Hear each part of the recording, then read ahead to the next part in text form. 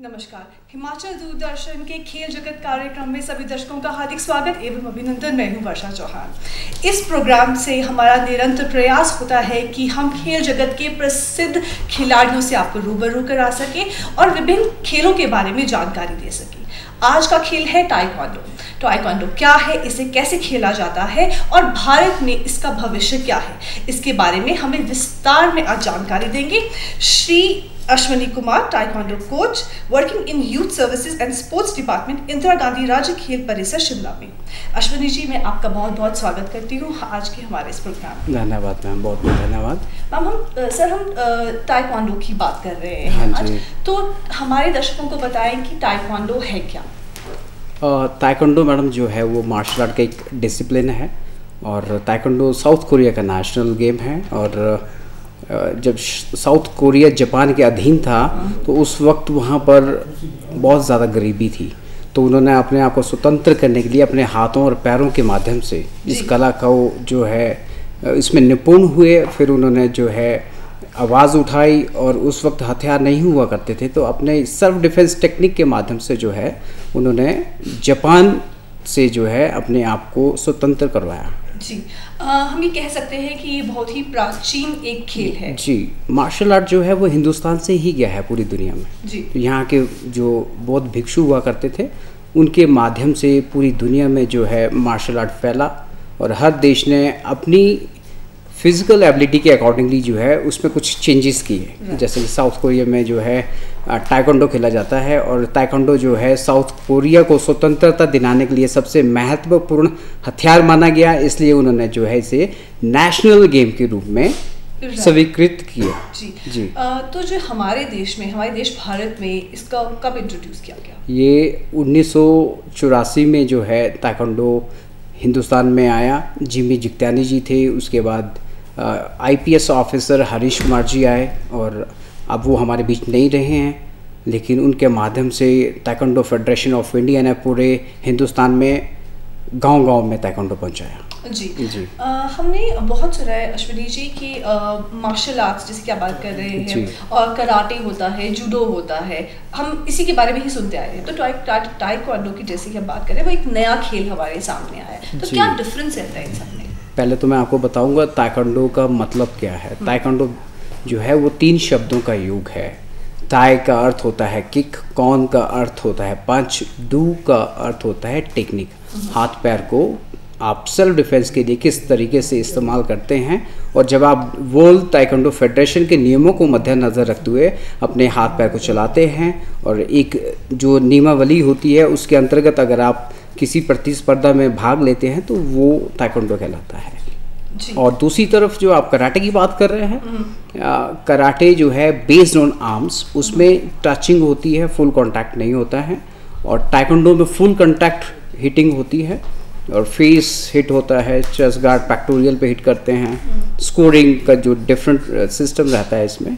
और जो जूडो है that is gripping, throwing, holding. जैसे रेसलिंग हम विदाउट क्लोथ्स खेलते हैं, लंगोट में खेलते हैं।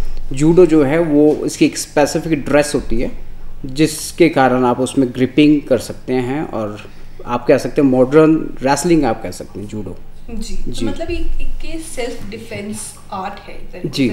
ये सभी जितने भी हैं, ताइक्वांडो है, जूडो है, और जैसे कि भीड़ के इलाके में है, जैसे हम भीड़ में खड़े हैं और आपको चारों तरफ से घेरा है, तो आप उस वक्त आपकी किक्स इस्तेमाल नहीं हो सकती क्योंकि आपको थोड़ा सा स्पेस चाहिए होता है। तो उस वक्त ताइक्वांडो में भी कुछ हैंड टेक्निक्स यूज़ होती हैं। जी।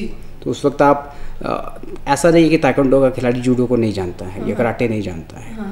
ताइक्वांडो का खिलाड़ी मार्शल आर्ट के सभी जितने भी डिसिप्लिन्स हैं, चाहे वो कराटे है, चाहे वो जूडो है, चाहे किक बॉक्सिंग है, उसे बेसिक नॉलेज होती है। जी। हमारी जो लड़कियां हैं, जो हमारी बच्चियां हैं, उनके लिए कितना ज़रूरी है ताइक्वांडो सीखना, सेल्फ डिफेंस? जी मैडम, मैं आपको बताऊं, ताइक्वांडो जो है वो सेल्फ डिफेंस के लिए, स्पेशली गर्ल्स के लिए जो है आज के युग में बहुत ही आवश्यक है।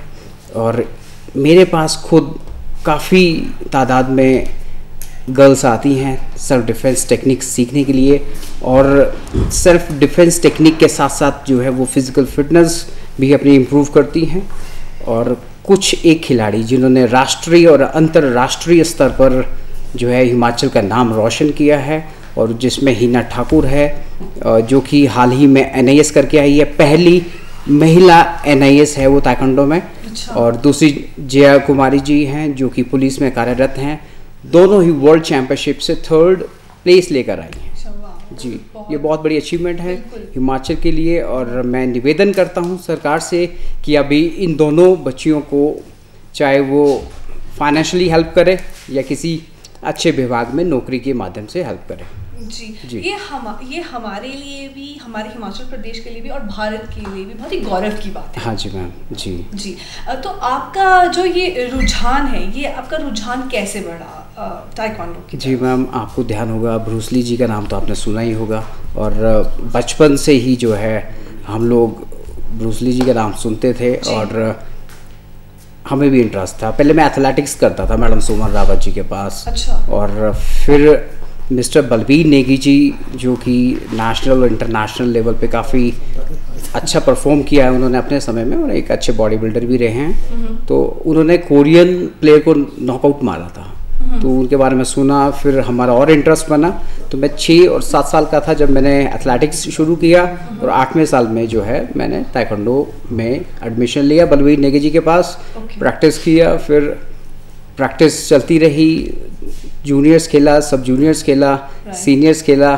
फिर जब NIS के लिए मैं एलिजिबल हो गया तो फिर मैं बेंगलोर गया। अच्छा। तो वहाँ पर श्री गौतम वर्दी जी हैं जो कि इंडिया के बेस्ट ताइक्वांडो इंस्ट्रक्टर मैं मानता हूँ उन्हें। हाँ जी, उनके देख रेख में हमने जो है डिप्लोमा किया है। जी। तो आप ताइक्वांडो सिखा रहे हैं और जब सीख रहे हैं, कितने सालों से आप ताइक्वांडो के साथ हैं? मैं मैडम जैसा कि मैंने आपको बताया 8 साल का था तो मैंने ताइक्वांडो शुरू कर दिया था। बीच में मैंने इवन कराटे में भी नेशनल मेडल लिया है, इवन जूडो में भी, जैसा कि आपने सवाल किया, जूडो में मैं नॉर्थ जोन गोल्ड मेडलिस्ट हूँ, और ताइक्वांडो में मैं 7 नेशनल्स के लिए जिसमें जूनियर्स एंड सीनियर्स हैं। और पूरे हिंदुस्तान में मैंने सबसे कम उम्र में जो है NIS का डिप्लोमा किया है। और जब मैं 22.5 साल का था तो श्री चमन सिंह धोटा जी ने मुझे मौका दिया, ऑनरेरी बेसिस पे इंदिरा गांधी खेल परिसर में मुझे मौका मिला। फिर मैंने अपनी सेवाएं दी, और उसके पश्चात youth services and sports department में जो है कोचेस की पोस्टें निकली, अप्लाई किया, फिर सरकार के माध्यम से मौका मिला, और आज मैं आपके सामने बैठा हूँ यहाँ पर। जी। तो अश्विनी जी, अपने परफॉर्मेंस की अगर हम बात करें, अचीवमेंट्स की बात करें, तो आपने कहाँ कहाँ परफॉर्म किया है और आपका अनुभव कैसा रहा? अनुभव बचपन से ही, एक तो बोलते हैं ना स्पोर्ट्स आपके जीन्स में होता है। मेरे नाना जी रेसलर थे, वो उन्होंने 51 मालियाँ जीती थी, एक भी माली हारे नहीं थे वो। मेरे पिताजी हॉकी प्लेयर, फुटबॉल प्लेयर रहे। इवन मेरे जो मामा जी है वो भी बहुत अच्छे रेसलर हैं, तो वो फिर आपकी जीन्स में आ गया। हाँ जी। तो बचपन से ही शौक था। तो मैडम सबसे पहला कंपटीशन मेरा था दिल्ली में जी, और उसके बाद फिर मैंने बॉम्बे खेला, फिर यूसुफ गुदा स्टेडियम हैदराबाद खेला, मुंबई में मुलंड स्टेडियम में खेला, बेंगलोर में कांतीरावा स्टेडियम में खेला, और इंटरनेशनल कंपटीशन जो है वो दिल्ली में हुआ था, तो वो वहाँ पार्टिसिपेट किया मैंने। और उस वक्त टेक्निकली इतनी ज़्यादा नॉलेज नहीं हुआ करती थी, चाहे वो कोचेस भी थे, तो उस वक्त अगर हमें थोड़ी सी टेक्निकली नॉलेज और कुछ फैसिलिटी मिल जाती तो शायद इंटरनेशनल ओलंपिक्स तक हम पहुंच जाते हैं। जी। जैसे कि आपने अभी बात की कि उस समय में और इस समय में जो ताइक्वांडो का जो एरिया है वो ऑब्वियसली इम्प्रूव हुआ है, लेकिन क्या किस तरह से इम्प्रूव? मैम उस वक्त तो जो हम ट्रेनिंग करते थे तो बर्फ़ पड़ रही है, बर्फ़ के ऊपर भी ट्रेनिंग की हमने, मतलब रोड के ऊपर भी ट्रेनिंग की, कच्चे मैदानों में ट्रेनिंग की। आज की डेट में सरकार के माध्यम से खिलाड़ियों को बहुत ज़्यादा सुविधाएं मिल रही हैं। हम पंचायत सरकार की बात कर रहे हैं या हम हिमाचल सरकार? सबसे पहले तो पंचायत युवा क्रीड़ा खेल अभियान भारत सरकार ने शुरू किया, फिर हिमाचल सरकार ने इनिशिएट लिया। हिमाचल सरकार के जो पदाधिकारी थे, खेल अधिकारी थे, चमन सिंह धोटा जी, उन्होंने पंचायत युवा क्रीड़ा खेल अभियान के तहत यहाँ पर ये स्कीम लाई, और ग्रामीण स्तर से, ग्रास रूट लेवल से बच्चों को मौका मिला, जिसमें खाना पीना, रहना, कॉम्पिटिशन्स खेलना, नेशनल्स जाना, और उन्हें DA, track suits, taekwondo uniforms, shoes सभी सरकार के माध्यम से बच्चों को मिले। आज की डेट में इंदिरा गांधी खेल परिसर में इक्विपमेंट्स हैं, फैसिलिटी है, बहुत बड़ा हॉल है, ताइक्वांडो मैट्स हैं, हमारे पास चेस गार्ड्स हैं, सारी सुविधाएं हैं। इवन मैं कहूँगा अपनी बढ़ाई नहीं कर रहा हूँ, लेकिन एक बच्चों के पास क्वालिफाइड कोच भी है। तो मेरे पास पूरे हिमाचल के खिलाड़ी सीखने प्रैक्टिस करने आते हैं और मेरे कई स्टूडेंट्स हैं जो अलग अलग डिस्ट्रिक्ट्स में सिखाते हैं। इवन श्री सुरेंद्र मोहन जी मेरे बड़े भाई हैं, वो उन्होंने LLB किया है, रैमकॉम भी किया है। उसके बाद उन्होंने ताइक्वांडो शुरू किया मेरे पास। 1.5 साल प्रैक्टिस की, हम इकट्ठे ही ताइक्वांडो करते थे, प्रैक्टिस की और फिर वो नेशनल गए, नेशनल से मेडल आया। उन्होंने देखा कि कोच की तो रिस्पेक्ट बहुत होती है, तो वो थोड़ा सा उनको लालच आ गया। तो फिर उन्होंने मेहनत की, नेशनल गए, फिर वो NIS के लिए सिलेक्ट हो गए। उसके बाद फिर इंटरव्यूज़ हुए डिपार्टमेंट के माध्यम से, फिर उन्हें मौका मिल गया क्योंकि वो नेशनल मेडलिस्ट थे, NIS किया हुआ था और पोस्ट ग्रेजुएशन थी। अश्विनी जी, जिन बच्चों को आप सिखाते हैं यहाँ पे, तो वो किस तरह की चैंपियनशिप्स के लिए भी आगे जाते हैं, किस तरह की टूर्नामेंट्स के लिए भी आगे जाते हैं? मैं आपको बताना चाहूँगा, जो कॉम्पिटिशन्स हैं, प्रतिस्पर्धाएँ हैं, एक तो डिस्ट्रिक्ट लेवल की होती है, उसके बाद स्टेट लेवल 8 वेट्स होते हैं, सब juniors, cadet categories, juniors category, then senior categories. इसमें बॉयज़ एंड गर्ल्स के अलग अलग कैटेगरीज होती हैं। उसमें सिलेक्शन होता है, हर वेट में एक बच्चा सेलेक्ट होता है, district, state, then national, then फिर इंटरनेशनल।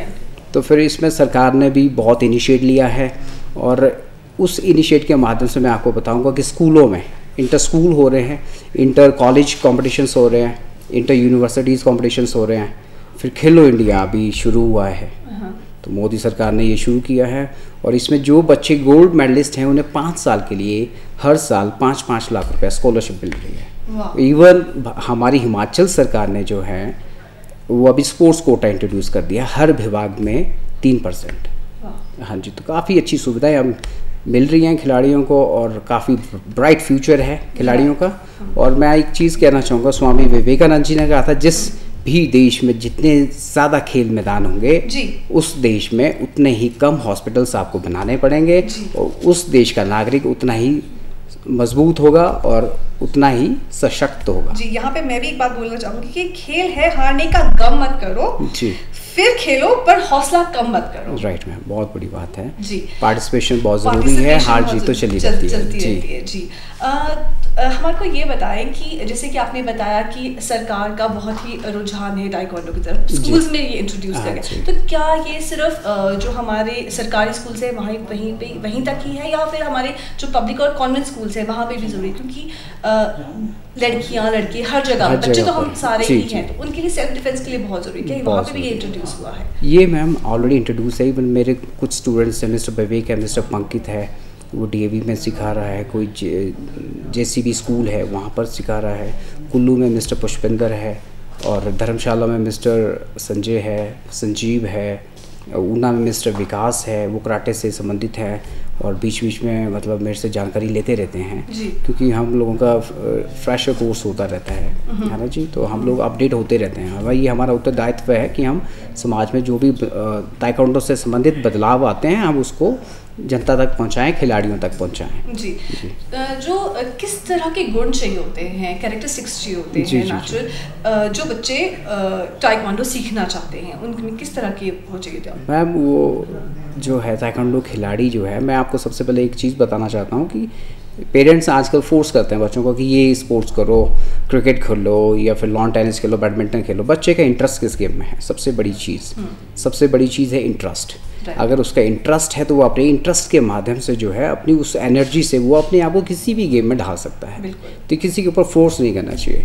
ताइक्वांडो के लिए जो आपने क्वेश्चन किया है, तो बच्चा अगर वो ज़्यादा हैवी नहीं है, उसके मसल्स फिट हैं, तो वो ताइक्वांडो के लिए एलिजिबल है, वो कम टाइम में अच्छे रिजल्ट्स नेशनल लेवल तक दे सकता है जी। और बच्चा अगर एनर्जेटिक है और अगर वो अपनी एनर्जी सही जगह पे चैनल करना चाहता है, हाँ जी, तो ताइक्वांडो सबसे बेस्ट मानूंगा मैं, क्योंकि दुनिया में सबसे ज़्यादा कैलोरीज अगर किसी खेल में बर्न होती है तो दैट इज़ ताइक्वांडो। हाँ जी। अच्छा, अभी एक चीज़ मैं आपको टोक रहा हूँ क्योंकि अभी ओलंपिक्स में हमारी हॉकी की लड़कियाँ क्वार्टर फाइनल लूज़ कर गई थी, तो उन्हें वहीं पर जो है ताइक्वांडो प्रैक्टिस के लिए सुजेस्ट किया गया था कि आपको ताइक्वांडो ट्रेनिंग करनी है ताकि आपकी इंड्योरेंस कैपेसिटी इम्प्रूव हो, आपकी कैपेसिटी मतलब जो वो दौड़ना है, स्टैमिना है, वो एबिलिटीज़ आपकी बढ़े। जी जी, मतलब ताइक्वांडो आपकी फिटनेस से रिलेटेड है जी, सेल्फ डिफेंस सबसे बड़ी बात। जो बच्चे आना चाहते हैं, आपसे सीखना चाहते हैं और आपके पास, तो आपको कैसे कांटेक्ट करें, कैसे आप तक पहुंचे? मैम अभी तो मुझे भी 19 साल होते हैं प्रैक्टिस करवाते हुए, तो पूरे हिमाचल में सभी को पता है कि इंदिरा गांधी खेल परिसर या फिर धर्मशाला में जो है ताइक्वांडो सिखाया जाता है और अब सभी डिस्ट्रिक्ट्स में मतलब है, सोशल मीडिया का समय है और फेसबुक पे रहते हैं हम लोग। जैसे कोविड आया तो उस दौरान भी ऑनलाइन क्लासेस चलती थी, तो मतलब सभी बच्चे अवेयर है। मैं ये मानता हूँ अगर जिन्हें सरकार के माध्यम से भी, जैसे स्कूलों में, अब गवर्नमेंट स्कूलों में, क्योंकि गवर्नमेंट स्कूल्स हर पंचायत में आपको मिलेगा, तो वहाँ पर भी जो है हमारे खिलाड़ी पहुँचते हैं जी। पंचायत युवा क्रीड़ा खेल अभियान की मैंने बात की मैडम, उसमें तो ये ग्रामीण स्तर के बच्चे ही आते हैं। तो ये तो पिछले 12 सालों से चल रहा था, तो वो सभी जगह पता है कि ताइक्वांडो भी एक खेल है, इसको भी खेला जाता है और इसका नेशनल इंटरनेशनल कॉम्पिटिशन्स होते हैं, स्पोर्ट्स कोटे में भी है ये जी। तो मतलब लोग अवेयर हैं इस बात से कि ताइक्वांडो भी है। हाँ और बच्चा, अच्छा जैसे कि आपने कोविड की बहुत अच्छी बात की कि कोविड के समय में भी तो किसी तरह का आपको लगा कि बैकफॉल हुआ है या फिर लोग का बच्चे कम आए हैं, उसके बाद बच्चों का रुझान कम हुआ है या फिर ज़्यादा देखने को? कोविड एक ऐसा टाइम था मैम जिसमें मैं मानता हूँ कि जो पॉजिटिव थॉट के लोग थे तो वो एक अच्छा टाइम भी था कि उसमें कुछ स्पेशल कर रहे हैं, अपने आप को इम्प्रूव करें, अपनी पर्सनैलिटी को इम्प्रूव करें। अगर हम किसी एग्ज़ाम की तैयारी कर रहे हैं तो उसमें समय दें, अगर हम किसी स्पोर्ट्स में तो उसमें टाइम दें, फिटनेस वीक है तो उसको इम्प्रूव कर रहे हैं। तो एक ऐसा टाइम था, लोगों ने थोड़ा सा डर के मारे और थोड़ा सा ये जो जैसी अफवाहें चली उसके मतलब थोड़े से लोग डर गए, जिसकी वजह से ये ऐसा माहौल बना। थोड़ा सा अगर लोग अवेयर रहें और निर्भय रहें और सरकार की जितनी भी गाइडलाइन थी उनको फॉलो करते रहते तो इतना ज़्यादा नहीं होता कुछ। तो जो इसके स्टेडियम्स हैं, ताइक्वांडो खेलने के स्टेडियम्स है, वो कहाँ मैम इंदिरा गांधी खेल परिसर है, 1996 में ये बन के तैयार हो गया था, तब से ताइक्वांडो वहाँ पर कराया जाता है। और धर्मशाला में है, इंडोर स्टेडियम है स्पोर्ट्स डिपार्टमेंट का, और इवन वहाँ स्पोर्ट्स अथॉरिटी ऑफ इंडिया का भी बहुत बड़ा इंडोर स्टेडियम है। और भारतवर्ष की अगर हम बात करें तो क्या हमारे पास इनफ स्टेडियम्स हैं या इनफ फैसिलिटीज़ हैं सरकार द्वारा? सरकार के द्वारा जो है सपोर्ट किया जा रहा है। अभी आपने देखा होगा कि क्रिकेट का सबसे बड़ा स्टेडियम गुजरात में बन के तैयार हुआ है और दुनिया का सबसे बड़ा स्टेडियम। क्रिकेट ठीक है, सभी का इंटरेस्ट क्रिकेट की तरफ जा रहा है क्योंकि उसमें थोड़ा सा ग्लैमर आ गया, ये सब चीज़ें, फाइनेंशियल भी एक आप कारण मानेंगे, है ना जी। लेकिन अभी खिलाड़ियों को सुविधाएं दी जा रही हैं, कबड्डी के खिलाड़ी हैं, कबड्डी लीग होगी शुरू, तो सबसे बड़ा मोटिवेशन खिलाड़ियों को पैसा हो गया आज की डेट में, पब्लिसिटी हो गई है। और अभी सरकार के द्वारा भी काफ़ी इनिशिएटिव लिया जा रहा है कि दूसरे गेमों को भी जो है उभारा जाए और पूरे हिंदुस्तान में स्टेडियम्स बन के तैयार हो रहे हैं। इवन हिमाचल प्रदेश में मैं बात करूं, कटासनी स्टेडियम है, फिर आपका जुब्बल में स्टेडियम बन रहे हैं, टेराफ्लेक्स, वहाँ आपका बिछने जा रहा है नाहन में, फिर आपका हॉकी का जो है मैदान तैयार हो गया है, धर्मशाला में बहुत बड़ा स्टेडियम बन के तैयार हो गया है, फिर आपका बिलासपुर आप जाएं अगर आप गए हों तो वहाँ पर हमारे पास बहुत बड़ा स्टेडियम है जी, काफ़ी बड़ा इंफ्रास्ट्रक्चर वहाँ पर है, एथलेटिक्स का ग्राउंड वहाँ पर है, हॉकी का है, फिर वहाँ पर आपका हैंडबॉल का स्टेडियम है, क्रिकेट स्टेडियम वहाँ पर है, बैडमिंटन इंडोर स्टेडियम वहाँ पर है। फैसिलिटी में कोई कमी नहीं है, अब खिलाड़ियों को आगे आना है, मेहनत करनी है, नशे से दूर रहना है। और सबसे बड़ी चुनौती आज की डेट में जितने भी हमारे नौजवान हैं वो नशे की तरफ बढ़ते जा रहे हैं। पहले उड़ता पंजाब, फिर ऐसी थोड़ी सी मैं एक बात करना चाहूँगा कि ये बॉलीवुड वाले जो थोड़ा सा मैनिपुलेट कर रहे हैं खिलाड़ियों को या हमारी किसी भी स्टेट को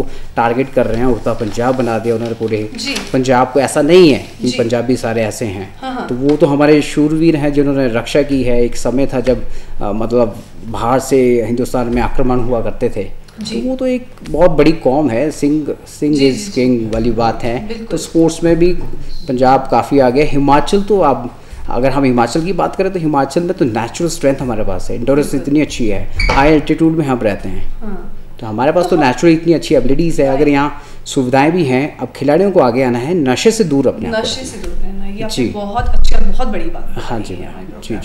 ट्रेनिंग्स की बात करें अगर इसमें अश्विनी जी, तो कहाँ इसकी ट्रेनिंग उपलब्ध है और किस स्तर की ट्रेनिंग? हम टूर्नामेंट्स में अगर आप उनको टूर्नामेंट्स में अगर आप उनको लेके जाते हैं तो उनकी ट्रेनिंग्स ऑटोमेटिकली ट्रेनिंग उनके कैंप्स लगते हैं मैम, जो कि एसोसिएशंस कंडक्ट करती हैं। और एसोसिएशन की बात आई है अगर तो हिमाचल में भी एसोसिएशंस में डिस्प्यूट चल रहा है, चाहे वो कई डिसिप्लिन्स हैं, अलग अलग गेम्स हैं जिनमें डिस्प्यूट है, जिसकी वजह से खिलाड़ियों को सफ़र करना पड़ता है। सरकार को थोड़ा सा ध्यान इस तरफ देना चाहिए कि एसोसिएशंस जो भी एसोसिएशंस हैं उनके ऊपर कंट्रोल सरकार का होना चाहिए। कुछ अधिकारी अपनी मनमर्जियाँ करते हैं, अच्छे खिलाड़ियों को पीछे रख देते हैं और भाई भतीजावाद वाला जो सिस्टम है वो चलता है, जिसकी वजह से सरकार के द्वारा इतना इंफ्रास्ट्रक्चर, इतना पैसा लगने के बावजूद भी थोड़ी बहुत ही मैनिपुलेशंस कहीं ना कहीं हो जाती है, जिसकी वजह से हम लोग मेडल से चूक जाते हैं जी। और आप बात कर रहे हैं कि ट्रेनिंग जैसे अगर हमने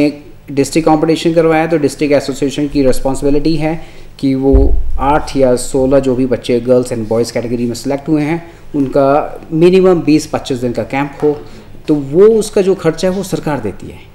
तो इंदिरा गांधी खेल परिसर में वो कैंप लगता है मैक्सिमम, कभी धर्मशाला में लगता है। अभी कोविड के चलते में हम 3 सालों से इवेंट्स नहीं हुए हैं। राइट। नेशनल लेवल के लिए भी ऐसा ही होता है कि स्टेट लेवल की टीम सेलेक्ट होती है, उसमें फिर सरकार जो है सारा खर्चा देती है कैंप का, और एसोसिएशन की भी बॉडी रिस्पॉन्सिबिलिटी मैं मानता हूँ कि होनी चाहिए कि सारी सुविधाएं एसोसिएशन को बच्चों को देनी चाहिए, ना कि बच्चों के सर पे एसोसिएशन नहीं चलनी चाहिए। बिल्कुल। एसोसिएशन अगर के उसके कोई पदाधिकारी बने हुए हैं तो उनको फंड खुद जनरेट करना है, बिल्कुल। बच्चों से 1 रुपया भी नहीं लेना चाहिए, क्योंकि वो आ रहे हैं, टाइम दे रहे हैं, मेहनत कर रहे हैं, तो उनको तो उल्टा देना चाहिए हमें जी। तो सरकार कहीं भी पीछे नहीं है, सरकार ने काफ़ी अच्छा काम किया है। एसोसिएशंस की तरफ थोड़ा सा सरकार का फोकस होना चाहिए, ये मैं मानता हूँ। सरकार का थोड़ा कंट्रोल होना चाहिए ताकि किसी भी प्रकार की पार्शियलिटी ना हो, अच्छा सही टैलेंट आगे जाए जो इंटरनेशनल लेवल तक पहुँचे। और ओलंपिक्स की, आप इंटरनेशनल की बात करें तो हम ओलंपिक्स की बात करेंगे, वहाँ पे इसका क्या स्टेटस है? क्या ओलंपिक्स में भी हमारे बच्चे जा सकते हैं? जी मैम, मैं आपको बताऊँ 1996 में taekwondo as a demonstration game introduce हुआ और एथेंस में, फिर सिडनी ओलंपिक्स में जो है 2000 में as a medal game introduce हो गया। तो ताइक्वांडो में अलग अलग इवेंट्स होते हैं, जैसे डेमोस्ट्रेशन का ही डिफरेंट होता है, कैरोगी अलग होती है, कैरोगी मेन इवेंट होता है, स्पारिंग बोलते हैं। फिर उसके बाद पुमसे भी होता है, पुमसे भी अब इक्वल टू कैरोगी माना जाता है। इसमें चारों दिशाओं में अटैक डिफेंस किया जाता है। तो ओलंपिक्स की बात करें तो अभी ये जो खेलो इंडिया का लक्ष्य रखा गया है, इस स्कीम को लाया गया है कि ग्रास रूट लेवल से बच्चों को उठाया जाए, जो अच्छे टैलेंट हैं उसको उभारा जाए, फैसिलिटी दी जाए। तो उम्मीद है कि इस बार डेफिनेटली पैरा ओलंपिक्स में ताइक्वांडो में मेडल है हमारे पास मैडम जी पैरा ओलंपिक्स में श्री अनुराग ठाकुर जी ने सम्मानित किया है। और अभी नेशनल लेवल पे डिस्प्यूट चल रहा है, लेकिन सरकार की कोशिश है कि साई के माध्यम से इस डिस्प्यूट को ख़त्म किया जाए और सही टैलेंट को ही मौका मिले फ्यूचर में। जी। और किस तरह के चैलेंजेस आप फेस करते हैं? मैम अगर बोलते हैं ना आपका दृढ़ निश्चयी है तो समस्या तो हर जगह आती हैं जी। हर क्षेत्र में आती हैं, और पॉजिटिविटी नेगेटिविटी तो चल ही रहती है।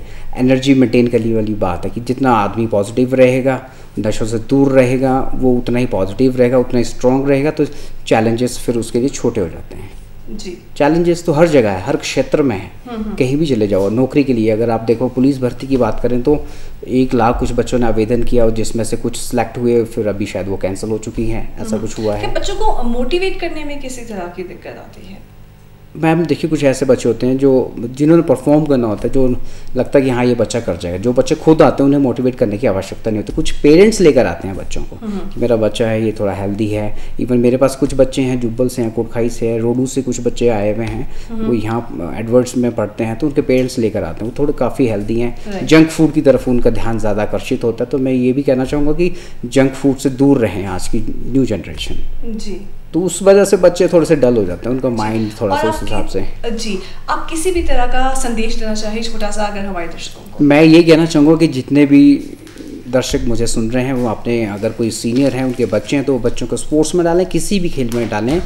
कोई भी खेल जिसमें बच्चे की रुचि हो, कबड्डी है, कबड्डी हमारा नेशनल गेम है, हॉकी हमारा नेशनल गेम है, लेकिन पाकिस्तान क्लेम करता है कि कबड्डी हमारा, लेकिन कबड्डी भी हमारा है, हॉकी भी हमारा है। तो खेल की तरफ जरूर फोकस करना चाहिए और बच्चों को खेल में डालिए ताकि वो नशों से दूर रहें। जी। ये थे डॉक्टर, आप हमारे साथ आए, अश्विनी जी आज हमारे प्रोग्राम में आए, इसके लिए मैं आपका बहुत बहुत धन्यवाद करती हूँ। और आज हमारे साथ ताइक्वांडो के बारे में इतनी अच्छी जानकारी आज हमारे दर्शकों को दी, हमें दी, इसके लिए आपका बहुत बहुत धन्यवाद, बहुत बहुत शुक्रिया। ये थे हमारे साथ अश्विनी, ताइक्वांडो राष्ट्रीय कोच, और उम्मीद करती हूँ कि आज के इस प्रोग्राम से आप लोग लाभान्वित हुए होंगे, आपको अच्छा लगा होगा। इसी के साथ मैं लेती हूँ इजाज़त। आप देखते रहिए हिमाचल दूरदर्शन। नमस्कार।